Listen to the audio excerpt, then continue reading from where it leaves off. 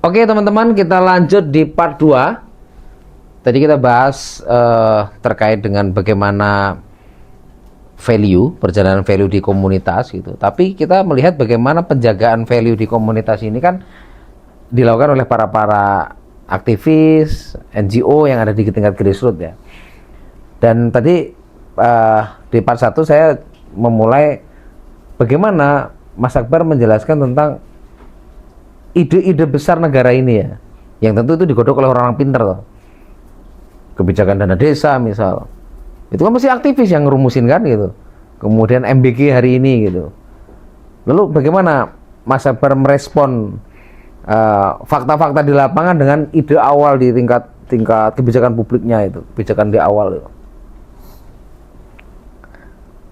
Jadi kalau kita ngomongin MBG itu ya, ini adalah salah satu terobosan untuk mengungkit pertumbuhan ekonomi bukan di sektor teknik. Saya nyebutnya teknik lah. Jadi selama ini mungkin pertumbuhan kita banyak disumbang dengan pembangunan infrastruktur. Ini kalau saya meminjam fenomena yang ada di bisnis saya ya. Jadi bisnisku itu kan ada ekosistem ya, ada manufacturing, ada distributor, ada agen reseller begitu ya. Ekosistemnya itu kan semuanya tumbuh ya, ketika semuanya tumbuh. Nah, fenomena di politik anggaran selama ini, politik anggaran negara kita itu proyek-proyek infrastruktur. Jadi ya fakultas teknik yang selama ini menjadi favorit di banyak kampus, yaitu adalah bagian dari politik anggaran negara kita yang memang punya keberpihakan berlebihan terhadap proyek-proyek infrastruktur. Contoh, ini kritik ya buat Jakarta ya. Saya 2008 masuk Jakarta sampai 2025 saya tinggal di Tangsel ya, Jakarta juga lah, Jabodetabek gitu ya. Saya fenomena waktu masuk Jakarta, bangun koridor busway, ya kan. Tujuannya apa? Memecah kemacetan. Sudah dijadiin koridor, muncul lagi, masih macet.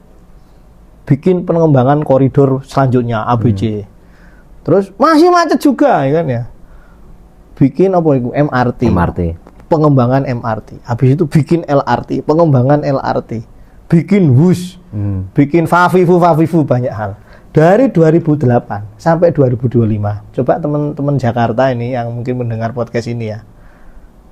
Sejak 2008 sampai 2025, mana jalanan Jakarta yang zero pembangunan, jalan ditutup karena membangun ini? Nggak pernah ada. 17 tahun bangun. Padahal bangun terus ya kan, padahal bangun itu untuk memecah kemacetan. Tapi pernah nggak selama 2008 sampai 2025 nih, saya waktu itu fenomena 2008 ya, atau mungkin ditambah 2004, bertambah macet atau bertambah enggak? Bertambah macet atau bertambah terurai gitu? Ya sebenarnya macet itu hanya jadi alasan saja. Tujuan utamanya adalah proyek. Sangat fakultas teknik itu banget ya. Politik anggarannya ke sana. Ya kan? Jalanan rusak. Ya kayak tadi barusan kita di kalau di Sumatera, Kalimantan, ya, jalanan rusak. Nggak kayak di Jawa sih ya. Ada maintenance. Wis jelas maintenance-nya nggak bener. Tapi ya terus saja. Cost recovery-nya terus-terusan ya. Ya kan? Sudah tahu jalannya nggak bener. Yang mengerjakan nggak bener, tapi terus saja. Besok tahun depan ada proyek, ada toleransi terhadap orang-orang teknik ini. Proyek-proyek teknik ini begitu loh. Kenapa hal toleransi itu nggak terjadi pada sektor lain ketika politik anggarannya ke sana? Misalkan di sekolahan. Apa sih susahnya ngasih guru honorer PAUD, gaji UMR misalkan negara ini gitu ya. Jangan honorer, masa ada guru gajinya 600.000 rek. 300 banyak. 300.000 kan ya, itu kan gila aja. Nah, padahal kan sama-sama ngungkit ekonomi, Bos. Kalau anak teknik itu bisa di proyek-proyek teknik itu banyak proyek politik anggarannya dilarikan ke sana, kan ekosistem tekniknya kan berkembang, tumbuh.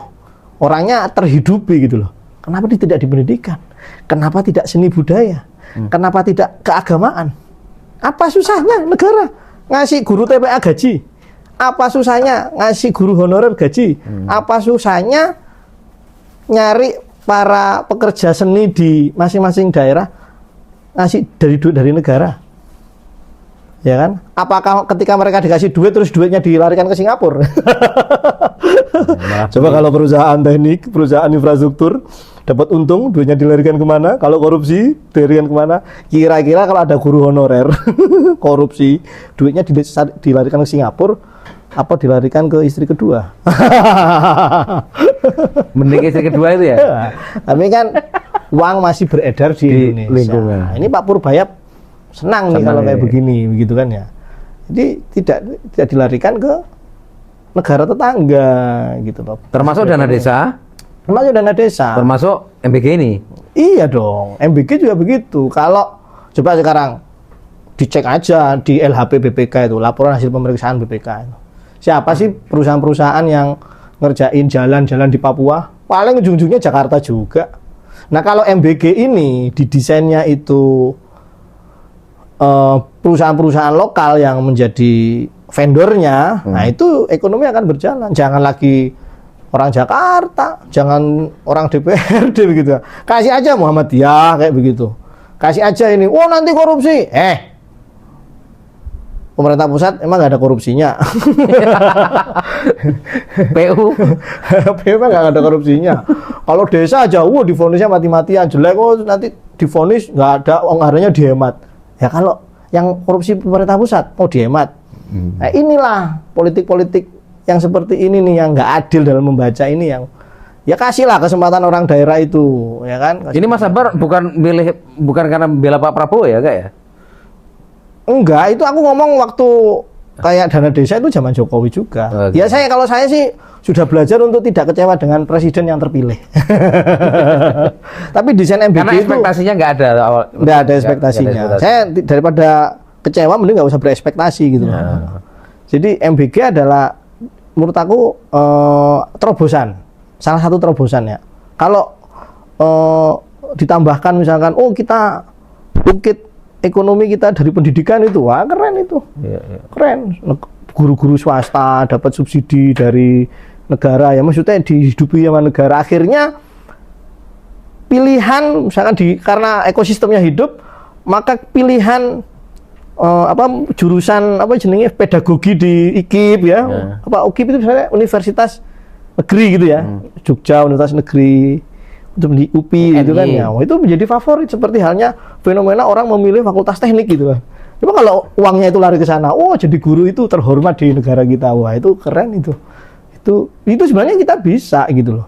Sebenarnya kita bisa gitu. Kalau dimulai, kalau dari kita ngomongin negara, dari politik anggarannya gitu loh, harusnya ke sana. Jadi yang jangan ngomongin dikit-dikit jalan gitu kan. Nggak usah jalan lah begitu kan. Jadi untuk mengatasi kemacetan itu bukan menambah jalan, tutup aja itu pabrik mobil. Berarti nggak rela kan teman-teman teknik? Tutup pabrik mobil, ganti ke yang lain gitu loh. Ganti giliran dong, pendidikan, seni budaya begitu loh. Jadi pekerja-pekerja seni di daerah itu bisa hidup gitu. Jadi efek domino dari misal Pak Purbaya menggelontorkan 200T ini ke Bank Himbara ini, itu kan sebenarnya juga nggak akan mungkin lari ke luar negeri ya, kalau toh dikreditkan macet sama rakyat gitu misal. Ya enggak sebenarnya, kalau oleh rakyat ya, misalkan dari bank dikasih ke kredit ke mana itu ibu-ibu jamu misalkan ya, atau 500.000, 1 juta, 2 juta gitu, NPL-nya kredit macet, terus jadi kredit macet begitu ya. Ya sebenarnya duitnya juga muter-muter juga. Duitnya juga muter-muter juga ke yang lain gitu, masih beredar di Indonesia juga begitu loh. Ya cuman mungkin secara banknya nggak sehat, atau kreditnya yang nggak sehat begitu kan ya. Kalau banknya nggak sehat, loh, ya itu kan institusinya Pak Purbaya lama yang bertanggung jawab LPS menyelamatkan bank yang bangkrut begitu kan ya. Sudah ada begitu loh. Gitu. Jadi desainnya itu 200T yang Pak Purbaya itu sebenarnya harusnya menggelontor ke perusahaan-perusahaan kelas menengah, UKM kayak saya itu misalkan begitu kan ya. Tapi kan kita melihat dari ini, saya juga nggak ada kredit ya, berbisnis ini nggak ada kredit begitu ya. Bukan usaha maklar ketemu maklar ya? Bukan maklar ketemu maklar, kita dari nol ya kan ya. Usaha sendiri, modal sendiri gitu. Nah, apa namanya, sebenarnya yang ingin disasar itu adalah model-model kayak kita ini gitu loh. Sebenarnya pinginnya kan, tapi kan mungkin nggak ketangkep sama dirut bank yang main golf kali. Wah, ya. Biar mikir kata Pak Purba ya. Biar mikir gitu. Terus ini Mas, kalau kita lihat bagaimana uang yang beredar ya, pajak kita itu kan bergantung pada pajaknya rakyat, bukan tambang-tambang yang selama ini seolah paling seksi ya. Ini orang-orang yang ngurus duit kita ini banyak nggak tahu di situ. Mungkin di BUMN apa di tambang-tambang kayak batu bara tah. Saya lupa membedahnya berapa ya. Saya kira kayaknya pendapatan negara dari PPN itu tinggi kayaknya.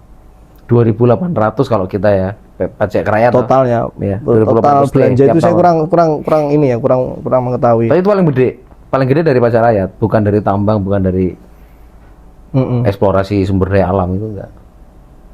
Ya sekarang sudah enggak ya. Dulu kan minyak juga ya. Ya itu ya. Jadi kalau saya melihat fenomena menteri-menteri keuangan itu ya. Maaf, atau ada pengalaman negara lain mengurus sumber daya alamnya misal?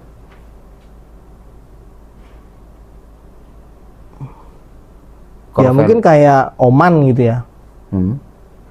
Itu kan dari sumber daya alam, tapi kan rakyatnya tidak dibebankan pajak yang tinggi gitu ya. Beda dengan kayak Uni Emirat gitu ya. Tapi bisa dilihat lah di ini ya tentang Oman gitu ya. Cina gimana Cina? Cina ini juga yang penting uangnya itu ini beredar di masyarakat. Pajaknya nggak terlampau besar juga menurut saya, kecuali mungkin yang kaya begitu ya. Begitu. Nah, ini kan di Indonesia ini terlalu banyak variasi pajak yang bertubi-tubi ya. Ada pajak penghasilan, PPh 21, wah banyak banget lah, PPN begitu ya. Ya selama ini kita memang didikte soal pajak ini vibe-nya Bu Sri Mulyani ya. Tapi ada sebenarnya beberapa menteri keuangan itu yang punya angle kebijakan itu jangan pajak itu sebenarnya jangan sampai menghambat pertumbuhan ekonomi. Sebenarnya kayak begitu ya. Jadi jangan selalu kita itu dibenturkan misalkan rasio pajak di luar negeri begini, rasio pajak di Indonesia masih kecil dibandingkan yang lain begitu. Jangan terus dibenturkan begitu. Jadi seolah-olah kita itu pajaknya itu masih ringan begitu kan. Enggak. Kalau dibandingin Belanda kemarin kan ada Richard tuh 12 hari di sini tinggal di Payungi. Richard itu cerita gaji 190 juta, pajak dia 104 juta. Udah hampir 55% loh. 190 juta, pajak dia 104 juta. Richard itu umur 65 tahun, 12 hari tinggal di sini. Tapi negara Belanda ini semua terfasilitasi, disabilitas saja terfasilitasi, infrastruktur, kesehatan, pendidikan gitu. Ya kalau kita kan udah bayar pajak belum, kayak kemarin saya beli rumah ya, beli tanah ini ya. Itu pajaknya itu 95 juta itu. Nilainya padahal cuma 400 juta ya kan ya. Pajaknya 95 juta sendiri. 95 juta. Jadi totalnya ya 500-an gitu. Tanah ya aja kan, itu. Ya. BPHTB, BPN ya kan dan sebagainya. Padahal itu tanah mangkrak yang saya beli. Tanah mangkrak saya beli biar produktifin, tapi saya untuk memproduksikan tanah mangkrak itu. Karena tanah mangkrak itu kan jadi kantor saya itu.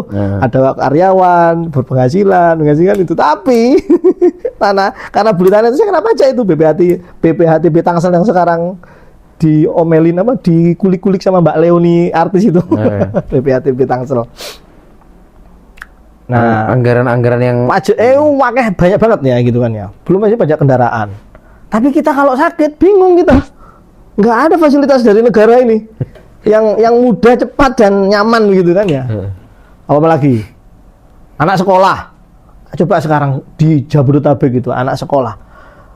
Yang setiap nyekolahin anak pasti mikir gimana mengantarkan anak sekolah, kena macet.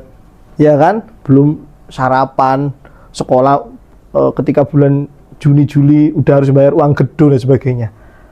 Hello gitu kan ya.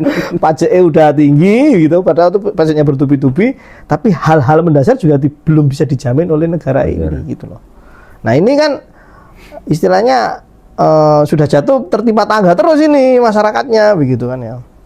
Kalau sakit dia nggak bekerja. Misalkan bapak ibu di Jakarta nih ya, bapak ibu bekerja, anak sakit nggak bisa sekolah, bapak ibunya nggak bisa sekolah, nggak bisa bekerja.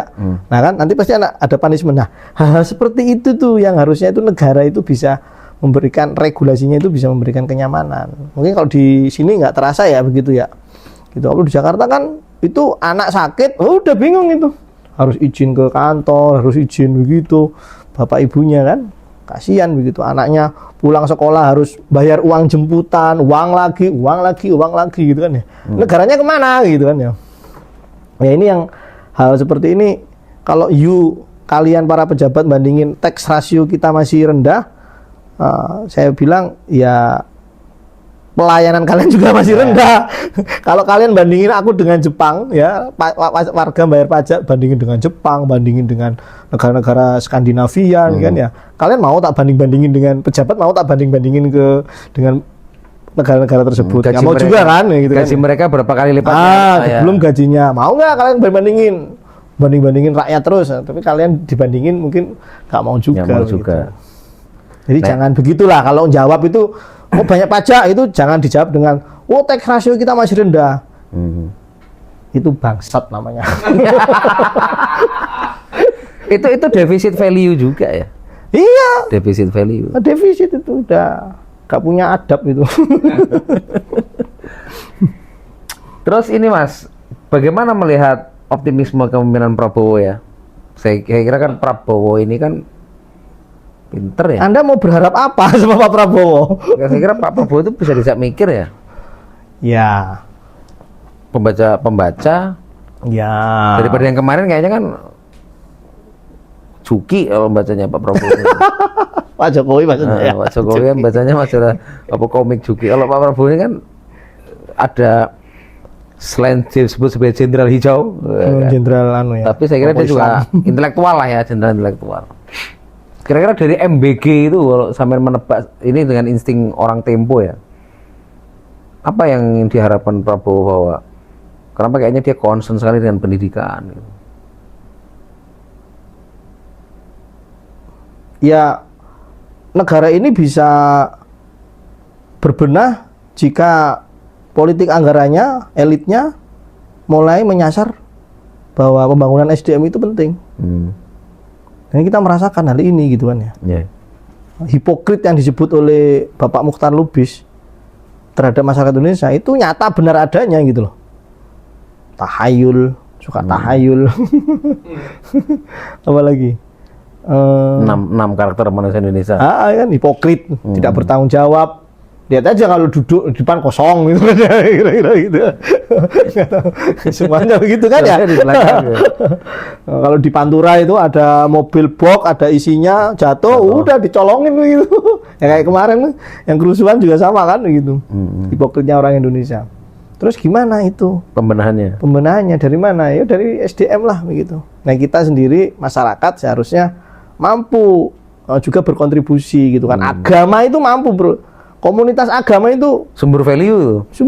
Ada TPA, Muhammadiyah punya kaderisasi yang seperti apa, NU punya. Itu adalah cara membangun manusia Indonesia.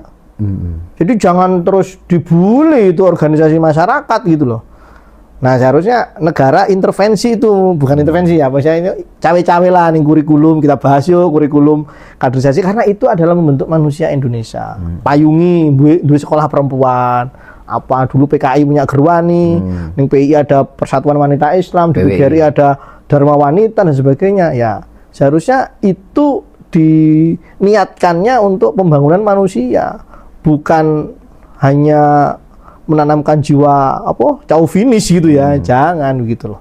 Ning organisasi mahasiswa juga sama ada begitu. Yang lain juga sama, mungkin organisasi komunitas motor, mobil, monggo lah begitu. Nah, menurut saya sih di Indonesia memang suka berkumpul begitu ya. Jadi itu adalah modal sosial yang harusnya kita rawat, kita develop. Bisa sebenarnya, insya Allah bisa ya begitu. Sampai nih sebenarnya orang PI loh ya. Ya baru mualaf PI. Enggak lah. Kan ada banyak tuh gerbong-gerbongnya Pak Prabowo yang alumni PI itu. Iya banyak. Dasko, Pak Muzani, Muzani. Pak Dasko. Banyak lah itu. Sebenarnya seberapa pengaruh sih kekuatan teman-teman di PI itu dalam mempengaruhi gitu? Masih kalah sama HMI ya? Ya, kayaknya salah kalah ya sama HMI kayaknya. Oh ya, Mas Akbar ini kakeknya ini anu loh, bendaharanya Sakraminoto loh, Syarikat Islam. Syarikat Islam. Jadi masih ada darah apa namanya Islamnya gitu. Islam ini darah apa? Non Islam.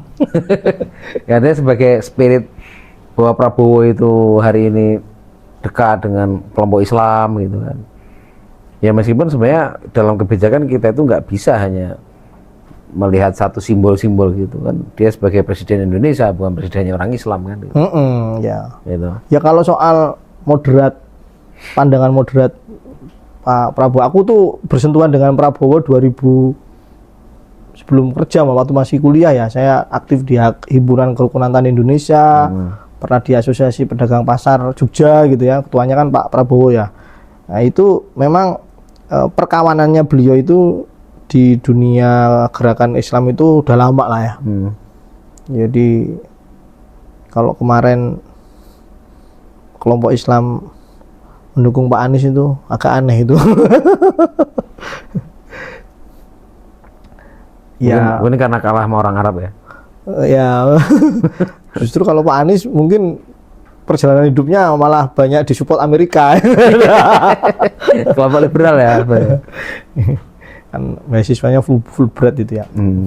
Ya bukan berarti didikte Amerika enggak. Tapi kan kalau dibandingkan Pak Anies sama Pak Prabowo di kalangan dunia Islam, di kalangan dunia gerakan Islam, wah Pak Prabowo lebih mengakar lah. Memori sejarah kisahnya itu banyak lah, cerita-cerita dengan Kiai A, Kiai B itu kan ya. Ya begitulah. Jadi ya kalau soal moderat, apakah dia menjadi pemimpin kelompok Islam? Ya enggak juga, keluarganya juga non Muslim juga, ada Pak Hashim dan sebagainya. Dia keluarganya juga dia bisa membawa diri begitu ya. Saya kira nggak ada isu lah di soal itu ya, nggak ada keberpihakan terhadap satu kelompok tertentu gitu ya. Kalau saya itu berusaha untuk melihat setiap pemimpin itu pasti ada baiknya Pak, begitu ya. Yang kita eksplorasi itu adalah kebaikan-kebaikan, niat kebaikan-kebaikan itu. Kenapa kok emang nggak ada buruknya? Nah itu bagiannya Tempo gitu loh. Itu bagiannya Tempo. Bocor halus. Bagiannya yang bocor halus gitu kan. Nah saya bagian bocor luar aja ini ya. Mengeksplorasi kebaikan-kebaikan dari pemimpin kita. Goalsnya apa sih? Ini arahnya mau kemana sih ya begitu ya. Jadi tetap yang akan kita sasar ide besarnya ini mau ngapain? Ide besarnya itu mau kemana? Bahwa gitu. Ada kurangnya di tingkat grassroots, ya sikat aja begitu. Ajar-ajar aja yang ngawur-ngawur itu. Bukan kita belain. Kita belain enggak begitu loh. Jadi ya nggak mungkin lah orang buruk tuh semua dan baik semua gitu enggak juga ya. Sikat-sikat aja gitu kan ya.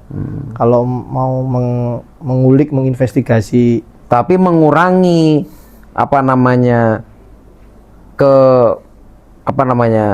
mengurangi dominasi dari Fakultas Teknik itu juga penting. Oh ya, maksudnya ya Pengungkit ekonomi di level lain. Pengungkit pertumbuhan dari sektor yang lain. Kita harus memulai itu gitu loh. Harus dimulai itu ya. Pak Prabowo ini semoga aja bisa begitu loh. Kalau zaman Pak Jokowi gatot itu menurut aku gagal total. Periode pertama saya melihat oke itu kan ya. Periode kedua kacau itu menurut saya. Tiba-tiba ada WUS. Ya nggak tahu IKN begitu. Akhirnya ya. Elit-elit lagi yang dia pikirin ya. Begitu. Padahal dengan kebijakan. Apalagi uang kering loh ya. Waktu itu zaman Jokowi itu uang kering loh. Yang dapat proyek itu hanya BUMN, swasta enggak. Makanya pertumbuhannya beda dengan Pak SBY. Pak SBY di 6. Saya dulu pengkritik Pak SBY. Ya, zaman waktu saya masih di Tempo itu wih Pak SBY ngapa sih orang bangun infrastruktur ya kira-kira begitu kan ya. Fenomenanya begitu kan, ngomongin subsidi, rapat subsidi itu lama banget begitu ya. Memutuskan subsidi ditambah apa dikurangi apa di stop begitu kan ya. Itu lemot ya. Gitu kan. Tapi Bapak memang prihatin dulu sama saya kan sering gini terus saya ikut prihatin. Kalau ngumumin kenaikan BBM Bu Sri Mulyani atau menterinya yang disuruh ngomong. Pak SBY nggak mau. Pak Agus Martowardoyo yang ngumumin, yang Menteri Keuangan waktu itu. Jadi, soal pengungkit ekonomi tadi, ya harus ada presiden yang memulai pengungkit ekonomi kita dari sektor yang lain. Jadi kalau kita itu fenomena pertumbuhan itu dilihat dari magrong-magrong gedung mewah dan sebagainya, ini ekonomi atau pembangunan yang disetir oleh teori tertentu lah. Kan ada teori yang lain Pak, gitu, model yang lain, style yang lain gitu loh. Ya digali Indonesia itu kekuatannya di mana? Kekuatannya people. Mau kita kayak Amerika, New York? Enggak lah. Mau kayak Singapura? Enggak juga ya kan ya. Justru kita itu bahasa bahagia itu bisa ngumpul wedangan, sholawatan, makan pindang kayak tadi itu kayaknya lupa revolusi pindang, ya. Lupa begitu kan ya. Dan itu kan banyak di mana di fenomena di masyarakat kita kan banyak. Lihat aja kamu kalau ke Sumatera, ini kan Sumatera ya, tapi Sumatera yang bagian utara ya nak. Pagi ngopi, siang ngopi, sore ngopi, malam ngopi begitu kan.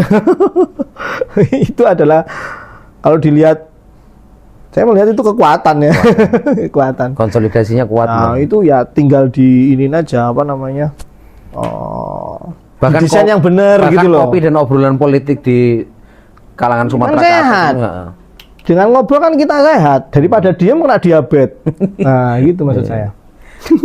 Terakhir Mas, melihat Payungi hari ini sampean harapannya apa? Harapan secara pribadi, setiap saya ke Payungi udah mungkin 3 atau 4 kali ya. Saya setiap ke Payungi itu selalu membuncah keinginan saya untuk macam-macam gitu kan. Itu harapan pribadi saya. Saya senang. Jadi jangan hilang untuk menginspirasi orang. Itu harapannya. Jangan berhenti untuk menginspirasi orang. Saya kira itu salah satu kekuatan bagi saya pribadi Payungi di situ. Saya tidak tahu konflik kalian di dalam itu seperti pasti ada begitu pasti kan ya. Nah, tetapi apa yang saya rasakan begitu saya datang ke sini, vibes-nya saya senang. Saya ingin menduplikasi ini di kelompok-kelompok lain dan semoga ada Payungi A, Payungi Metro, Payungi mana begitu ya, untuk bisa tumbuh bersama-sama menjadi sister community. Saya kira ini adalah salah satu kekuatan masyarakat kita. Dan tolong Bapak partai politik jangan mengeksploitasi komunitas-komunitas seperti ini. Datang boleh, belajar boleh, ya Pak ya.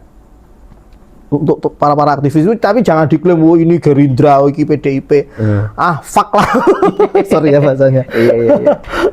Jangan begitulah, ya kan. Ini lebih daripada itu, Bos.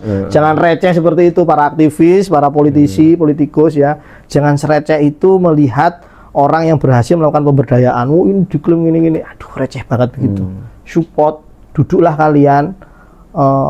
Para ketua-ketua partai politik gitu ya, Megawati, Zulhas, jadi ketua partai politik yang bener gitu kan. Ini cadangan pertahanan ini. Nah, ini cadangan pertahanan negara ini.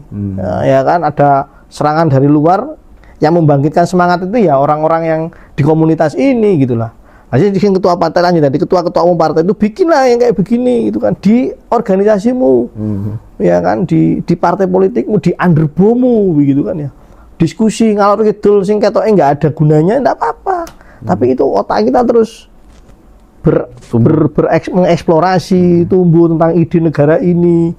Begitu kan, jangan ngomongin ning kono ono project pengadaan ayo wis. Receh banget pokoknya partai PKC di Cina punya hotel katanya. Ya, itu yang saya lihat sepertinya di Cina itu partainya memberi negara lewat PKC itu memberikan aset-aset di PKC cabang, di kecamatan, di kabupaten, di distrik gitu ya. Mereka partainya cuma satu sih. Cuma satu begitu. Gitu. Nah, ini tadi kan harapannya ke Payungi ya. Jadi ya untuk hari ini Anda sudah menginspirasi, saya kira itu sudah berkontribusi cukup oke, karena mencari teladan sekarang agak susah. Perjalanan value. Ya. Kamu lebih menginspirasi, coba orang-orang di sini sebut lebih menginspirasi Payungi apa menginspirasi Gerindra? Jangan gitulah. Jangan gitulah. Jangan gitu ya. Jangan gitu lah. Beda. Lebih terinspirasi payungi apa terinspirasi partai politik? Gak ada yang jawab ini. Jawab, nggak berani Aku dijemput jawab. ini Nggak ada kayaknya. yang jawab. Oke, terima kasih Mas Akbar. Obrolannya renyah sekali, menarik sekali. Dan kita tutup dengan salam payungi. Payungi. Ini orang LGBT tuh ya. Enggak. Payungi itu pasar Yosomulyo Pelangi. Yosomulyo Pelangi. Ini saya luluskan bukan LGBT tapi Bukan. pasar Yosomulyo Pelangi. Pelangi. Pelangi.